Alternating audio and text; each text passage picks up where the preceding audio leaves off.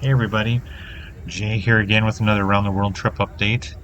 So this time I'm in Hong Kong, China, the second stop on my Around the World trip, and I'm visiting over Chinese New Year, which I've never experienced before.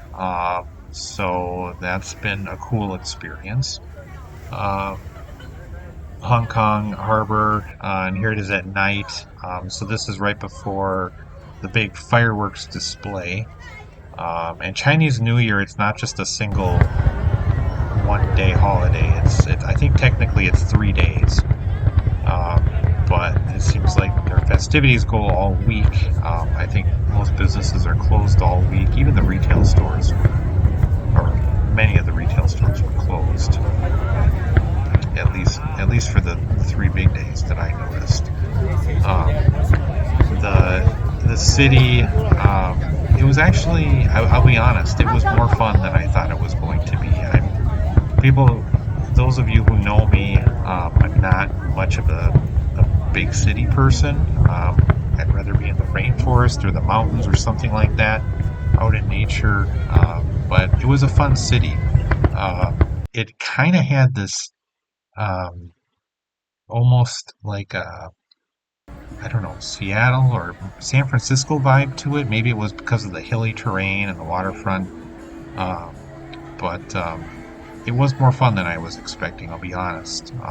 These little city markets all over the place. Super fun to shop at. This was a moving sidewalk. I don't know how long this thing went for. It must have gone for a mile. It was incredible. Kind of reminded me of the Vegas Strip a little bit with their moving sidewalks. Um, and this year, I took a video of this because at first I thought these people on the sides here sitting on their blankets were homeless, but in fact that's not the case. These are domestic workers on holiday, and they go and they get together and they visit in these skyways, and then they go back home at night. Um, and I was also really impressed with all the green spaces that the city had. I was expecting it to be more like Tokyo, where it's just kind of concrete and asphalt, and but they had a lot of green spaces. This arboretum with this cool waterfall inside, gardens. They had these fountains and water features. Um, kind of reminds me a little bit of Central Park in New York City, although these parks, they're kind of scattered all throughout the city. They're smaller than Central Park, but they're scattered all over the place. So you never have to go too far to get to a city park, which I thought was really cool. And I love all these water features. It was super neat. Um, and gives me some really good landscaping ideas for some of my properties. And I thought this fountain was really cool. That was a lot of fun for the kids. Uh, I went by the beach. This is February, so it's still not super warm. Um, but they had some nice beaches there, and a lot of stuff going on. Chinese New Year. I thought it was culturally some really cool stuff. Architecture and the artistic nature of it.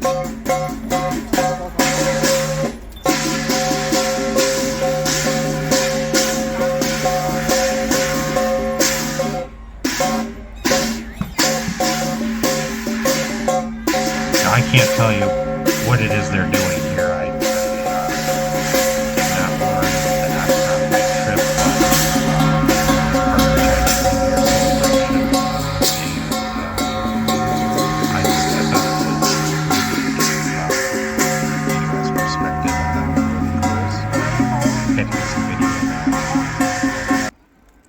And I was pleasantly surprised to see all the bike paths that they had in Hong Kong. I was not expecting that at all. But when I got there, I realized they had bike paths all over the city. I thought, I got to rent a bike and do some biking.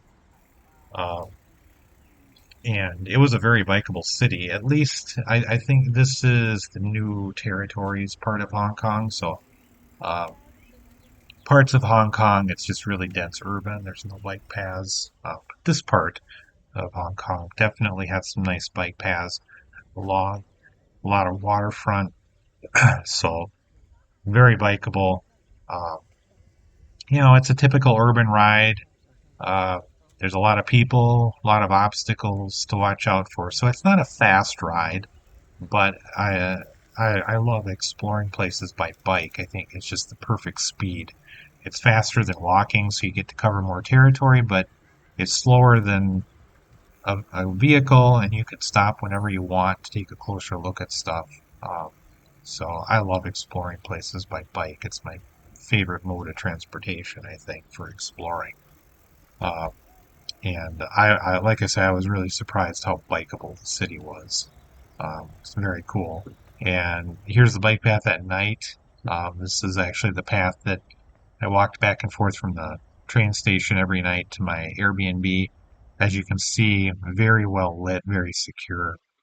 And then I had to take some time out and do some electric vehicle car shopping. Those of you who know me, I'm a big advocate for electric vehicles. So while I was in China, had to check out BYD and some other Chinese manufacturers. And I gotta say, the stories are true. They've got some really nice vehicles for some really good prices. This was a 7-seat, three-row SUV, fully electric, 300 some mile range for about 35,000 US.